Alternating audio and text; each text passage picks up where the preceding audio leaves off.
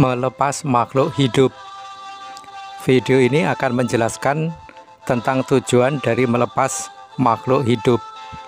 Sebelum lanjut, perlu diketahui terlebih dahulu apa itu Dhamma dan ajarannya. Dhamma adalah ilmu pengetahuan yang menguak tentang rahasia alam semesta dari sisi metafisika atau dari sisi spiritual. Dhamma itu menguak hukum-hukum yang berlaku pada alam semesta di sisi spiritual. Kalau ilmu fisika adalah ilmu pengetahuan yang menguak atau menjelaskan tentang hukum-hukum fisik yang berlaku di jagat raya, yang berlaku di alam semesta ini, khususnya hukum-hukum fisik yang berlaku di bumi, seperti hukum Pascal, hukum Newton, hukum Archimedes, dan lain sebagainya. Kalau di dunia nyata atau di dunia kasat mata ada ilmu fisika, maka di dunia metafisika atau di dunia spiritual ada ilmu pengetahuan Dhamma. Jadi Dhamma adalah pengetahuan spiritual atau spiritual knowledge yang benar, yaitu sunyata, merupakan kesunyataan atau kebenaran yang ada, kebenaran yang eksis. Kemudian mengapa spiritual?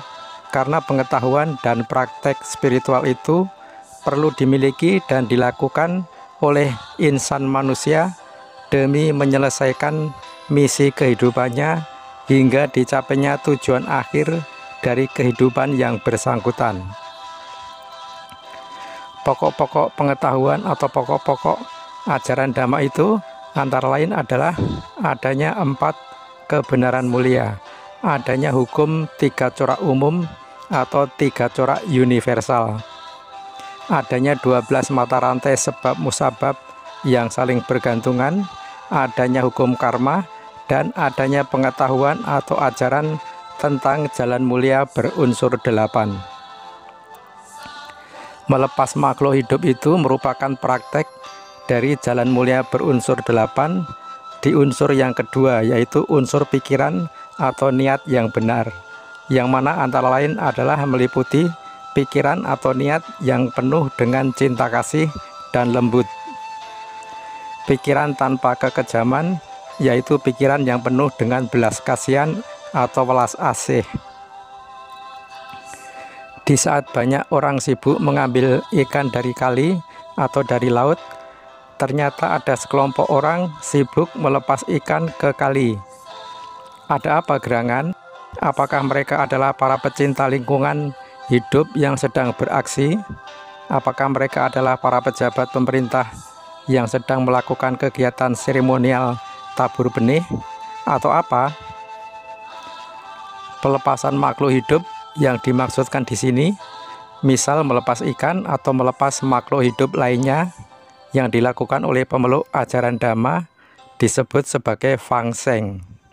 Fang Sheng berasal dari bahasa Mandarin, yang mana Fang berarti melepas dan Sheng menunjuk pada makhluk hidup.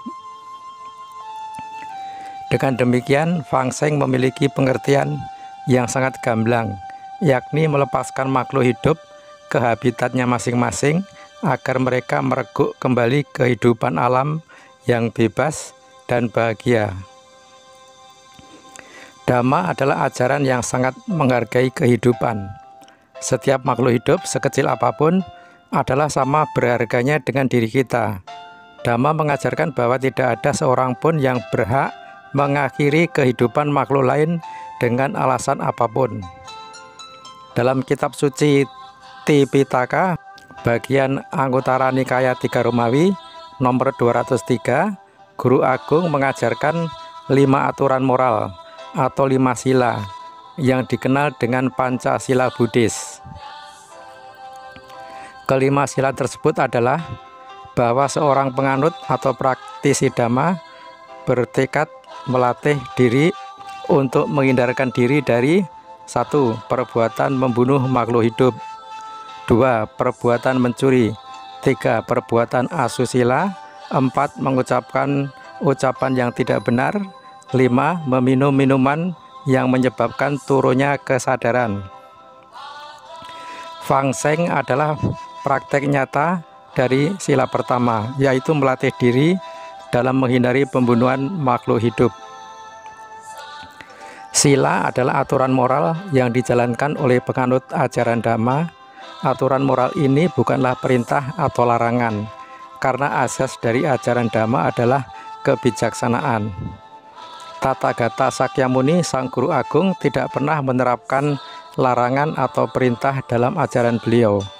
Sang Tathagata senantiasa memberi teladan dan mengajarkan Dhamma dengan menjelaskan apa yang baik untuk dilakukan dan apa yang tidak baik untuk dihindari, bukan apa yang harus dilakukan atau perintah, dan apa yang tidak boleh dilakukan atau larangan. Karena itu, sila adalah pernyataan tekad mulia yang muncul dan berkembang dari dalam lubuk hati kita sendiri, dengan tanpa adanya paksaan dari siapapun. Pembunuhan apapun bentuknya adalah hal yang tidak baik untuk dilakukan, karena pembunuhan berarti mengakhiri kehidupan makhluk lain.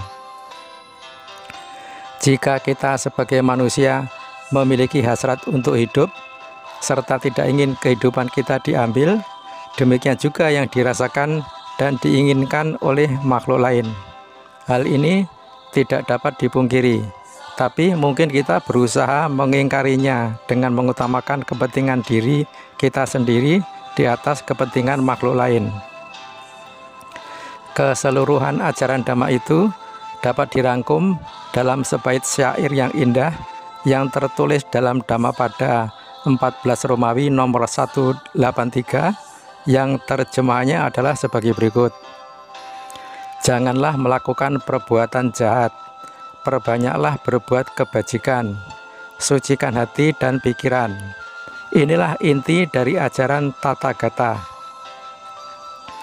Fangseng sesungguhnya adalah aplikasi sederhana yang lengkap dari bait syair tersebut, yaitu tidak melakukan pembunuhan makhluk hidup, yaitu sila pertama dalam Pancasila Buddhis, adalah tidak melakukan perbuatan jahat dengan merenggut kehidupan makhluk lain.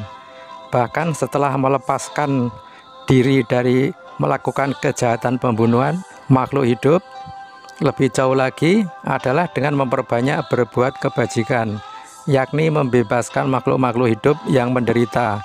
Kapan saja dan di mana saja hal tersebut dapat dilakukan. Kehendak mulia yang mendasari perbuatan Fangseng, yakni berharap agar semua makhluk hidup berbahagia dan terlepas dari penderitaan. Ini menunjukkan bahwa kita telah mulai memasuki tahap penyucian hati dan pikiran, sehingga niat-niat jahat pun tidak akan mendapat tempat dalam batin kita. Disadari atau tidak, ajaran cinta kasih universal tanpa kondisi dan persyaratan apapun itu tidak hanya terbatas pada manusia saja. Sang Tathagata membabarkan ajaran Dhamma yang ramah lingkungan. Ajaran Dhamma secara langsung atau tidak langsung memberikan kontribusi luar biasa bagi upaya pelestarian lingkungan hidup. Fangseng adalah solusi untuk mengembalikan ekosistem, sehingga kepunahan spesies-spesies karena ulah manusia dapat dihindarkan. Pertanyaannya adalah, kalau semua orang tidak melakukan pembunuhan makhluk hidup, lalu bagaimana dengan populasi makhluk tersebut? Contohnya adalah binatang yang populasinya selalu bertambah, sehingga dikhawatirkan akan memenuhi ruang-ruang kehidupan di bumi. Jawabnya adalah, hal tersebut tidak akan terjadi, karena tidak mungkin semua orang tidak akan melakukan pembunuhan makhluk hidup. Karena juga alam semesta atau jagat raya ini akan selalu ada. Bagian-bagiannya akan hancur atau kiamat. Contohnya bumi atau tata surya kita ini akan hancur. Jika itu terjadi, selain masih ada tata surya lain di dalam galaksi tersebut, maka galaksi yang lain pun masih sangat banyak. Tata surya yang hancur tersebut sesuai dengan hukum universal alam semesta akan terbentuk kembali, meskipun memerlukan waktu yang sangat lama sekali. Untuk diketahui bahwa di alam semesta ini ada miliaran galaksi, dan setiap galaksi terdiri dari banyak sekali tata surya, di mana setiap tata surya memiliki pusatnya, yaitu matahari.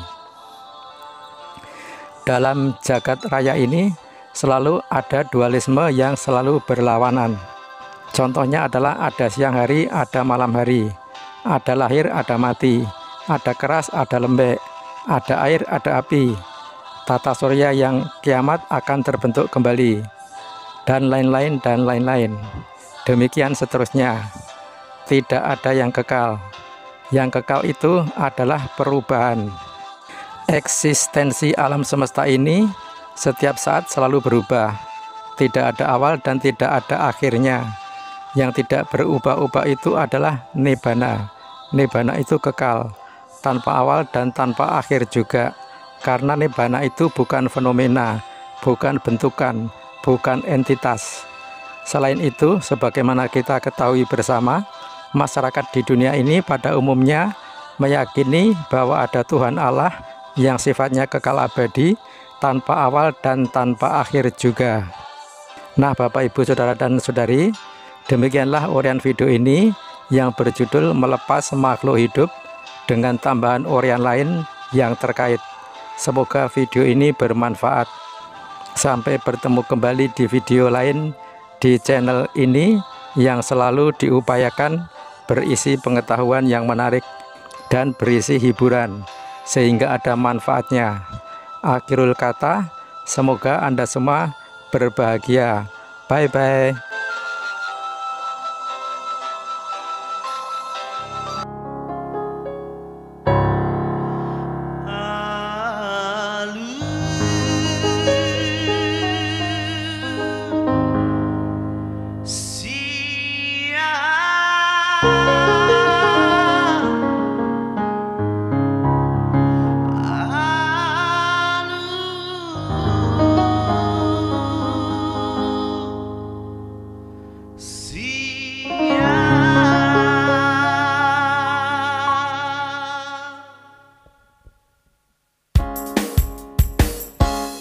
Meragam-ragam doang gosip-sita bikin taman siang. Marasing-asing doang ngompangi doang digaruk-garuk solma. Hamoraon hagameon hasangapon nido dilulina deba. Dina deba asal matar barita warna tange. Aku dia untuk ngasing dosita-sita asing pangidoa. Macaya palpe unang pola magisak amu tahedia. Sasudena na hugo ari idadai saudia. Sita-sita dia untuk ngasing situ turo tahe. Tukolong diroham di samping dong aku persita-sita. Basa minong kang bayi-bayi-ba. Asini roham maitong unang loa sa maila. Deha roham dok mahatam alusihan. Di bahe diadu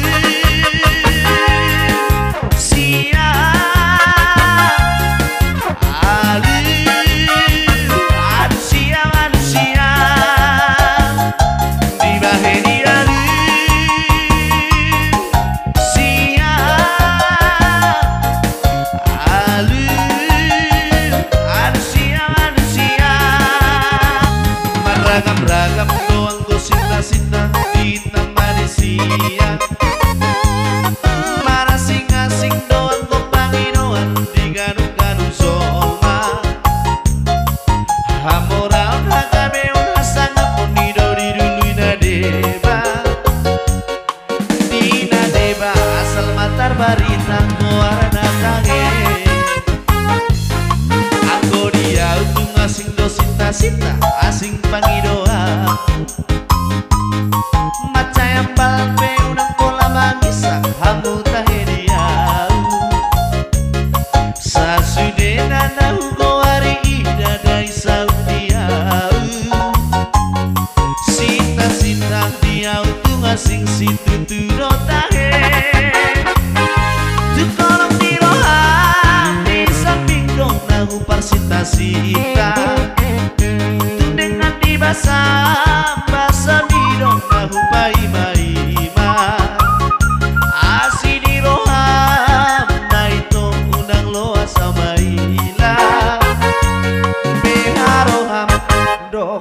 mata alusia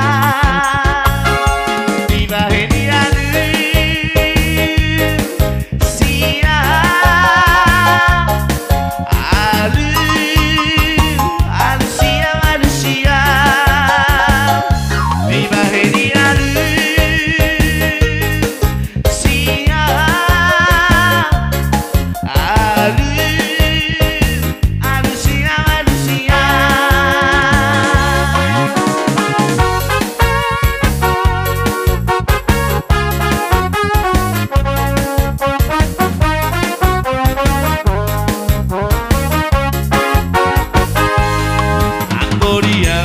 asing dosita-sita asing pangidoamu macaya palpe unang pola mangisa kamu tragediau sasude nana hugo ari dadai sautiau sita-sita dia untuk asing situ turotahe sutolam diroham di samping dong nagu persita-sita dengan dibasa basa minum nahu bai-bai ima asi diroham maito unang loa sabaila beharoham dok mahatam alusia di bahenia